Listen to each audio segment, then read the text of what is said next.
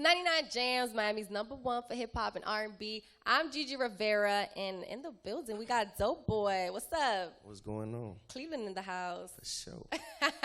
Now listen, y'all got a bad rap with the whole Tristan going on. You know, that whole cheating scandal. I know, that's my dog. That's my boy. Listen, so let's talk about your rapping career. How did that start off for you? I've been rapping my whole life, for real, for real.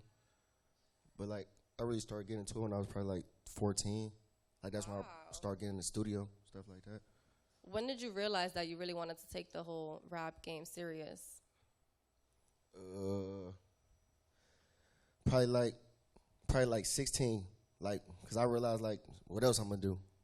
I ain't about to go to school. And I know like that's the only thing I got to get me out. I can't do nothing else. Right. And obviously you got some talent because you got signed to Future's label Freebandz in 2013. Talk to me about how that came about. Pretty much like in like 2011, 2012, like I was coming up with like Lex Luger. So that's when I really like started blowing up. But I always just told myself like, like when Future had came out, like matter of fact, like when he had like Racks on Racks, like Tony Montana, when he dropped the True Story mixtape. I swear to God, he dropped the True Story mixtape. He got a song on there called Free Band Game. It's like the second song on the CD with him and Schoolie. And I heard that song, I'm like, I want to be in that. And I just like, I caught him on Ustream one day, like he was live on Ustream, and I told him, really? I'm like, hey, I'm trying to be Freebandz. And he told me, yeah, but he was really telling me like on some fan type. So, but I had found somebody who was really Freebandz, and I'm like, hey, he told you just seen, because he was in the chat too. I'm like, you just seen him tell me I was Freebandz. What's his number? He gave me Future number. That easy? He gave me his number, and then I called him. I could tell he didn't remember who I was. I just started sending him my music, and then like, he eventually, everything, like a year went past, and then I was just blowing up on the internet too. So it's just like, one day I was shooting a video. I came in the house, and my manager at the time had called me like, somebody want to talk to you, and he put Future on the phone.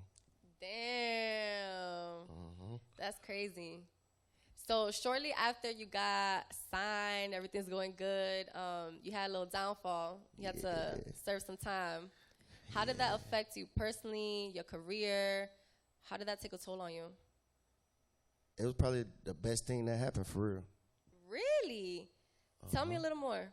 Because like, before I went to jail, I wasn't ready for all this. Like mentally, I would have been messed it up. Like it could have been way worse. So it's like jail just really sat me down and really made me appreciate everything. Right. Because before I didn't care. Like, so now I care. Yeah. So it's just different. That's crazy how sometimes like when we're at our lowest, you know, they turn out to be low-key a blessing. Because like you're saying, had you not been put through that situation, who knows, you know what I'd be doing. Where you would have been. Yeah, for sure. That's dope. Shout out to you. So somebody who's in that position right now is Nine Takashi. What are your thoughts on everything going on with him? He tripping. Like, it's like I knew that was gonna happen though. Like you gotta think like, you know, he ain't no gangster. Like I knew that from when he started rapping. Right. You could tell he just getting extorted. Like it's obvious. Like, so I knew this was gonna happen. Do you feel like rappers have to put this persona, like, yeah, I'm thug, I'm gangster? That's the crazy part. You don't even gotta do that. You don't have to. They just want to. Like, you could be like somebody, like, look at like a Wiz Khalifa or somebody like that. So he's successful and be just chilling. Why do you think? Don't gotta be no gangster. Why do you think there's this like stereotype that to be successful in the game, you gotta be, you know, 30 chains and yeah, I'm hood. What's up? Like, what's up with that? I don't know. I don't get people. But it's like, we gotta figure it out because clearly that's not the wave. It's not. Because if you ain't like that, why you acting like that? It's gonna come a time where you gonna get exposed. Like your time gonna come. Like so. Right. I don't even know why you faking. You might as well just be you. So after you got out, how'd you get back on game? Like what's going through your head? I'm pretty sure you mad hungry at this point. You like ready for everything that's coming. How you get back on your game? It's so crazy because when I came home, like my judge had me on like real strict probation. you can't do music for at least 60 days. Like, so it's like I was sneaking and going to the studio, but I couldn't drop nothing. Like, my first day out song didn't come out for 2 months. So, but I already knew though, like, it's time to get to it. Like, I came home, like, I had the songs already ready to go. Like I was saying, like, I was recording on the low. I was sneaking in the studio. So it's just like, soon as she let me go, you was like, I'm out. It's up. And then it's so crazy though, I done ran back into, because I did a song with Machine Gun Kelly. And we shot a video, wow. And when she seen the video, she was like, she called me like she was about to violate me, like I was about to get a violation. Like she never watched my music, like she ain't really pay attention to like what my music was and nothing like that.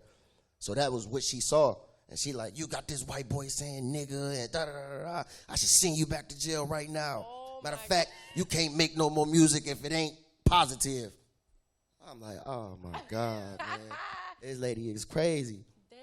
So I was going through stuff that I couldn't really, I couldn't tell the fans. Like, so it's like, man, Well, now do you incorporate your experiences in your music? All the time. Yeah. For sure.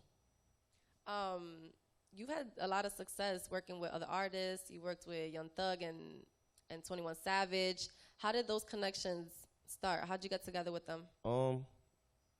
Actually, just like, when we did that song, I just walked in the studio with Thug, like, and we actually did a couple songs that day. It was just me and Thug in there doing the songs. And then Thug had put the snippet up on his Instagram one day. He made a video in the car riding around, listened to it. So he previewed it. And then 21 heard it and was like, pretty much like, oh, I want to get on there too. So he threw 21 on there with us. So that's how that came about. It only makes sense for you to obviously go on the Legendary Night Tour with Future, Meek Mill, YG. How did that come about? Did Future hit you up like, yo, you coming on tour? Did you hit him up like, you better put me on tour? How did that come about? I hit him up and told him he put me on tour. So what's that conversation like? I'm coming on tour. That simple? Yo, I'm about to be a rapper because everything seems real nice and smooth for y'all. Like, yeah, I just got Future's number. Yeah, I just told Future I'm coming on tour with him. You got to know that's big bro. Like, it's like, at the end of the day, I'm his artist. So if I ask him to do something like that, if it makes sense, anything that makes sense, you feel me? And that made sense. So he like, come on. So what's up next? What's up next for Doe Boy? I know you on tour. You getting it popping out here in these streets. You collabing with a lot of artists. What's up next? I'm about to drop These Streets Need Me Too. It's over. When can we expect that? Any day now. Any day now. You just gonna surprise the people out here? Sure. That's dope. What has been your favorite part of being on tour so far? The ladies? I just experienced no. That's cool and all, but just yesterday I just found my new favorite part of tour, and I wish I would have been started. Gambling. With basketball. Whoa. What? I just almost won $12,000 from Meek yesterday. And he hit the last shot. I lost. Damn. But it's just so sweet. Shout out to Meek. It's like, man, what? It's dark outside. I know you can't even see the hoop. You just throwing the ball up. So it's like, I should have just quit. And then YG, he just sucks. So it's just easy money. Yeah, easy money. What are some artists you want to collab with in the future?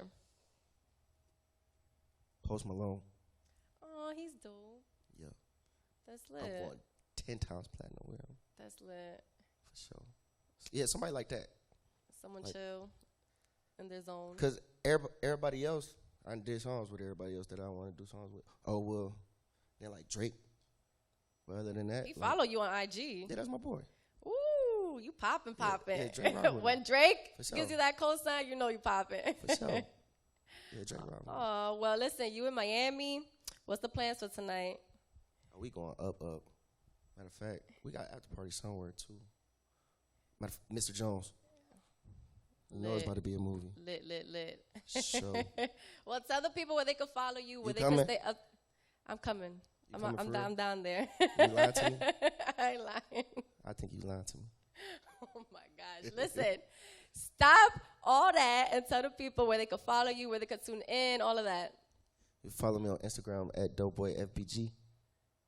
Twitter, Doe Boy Official.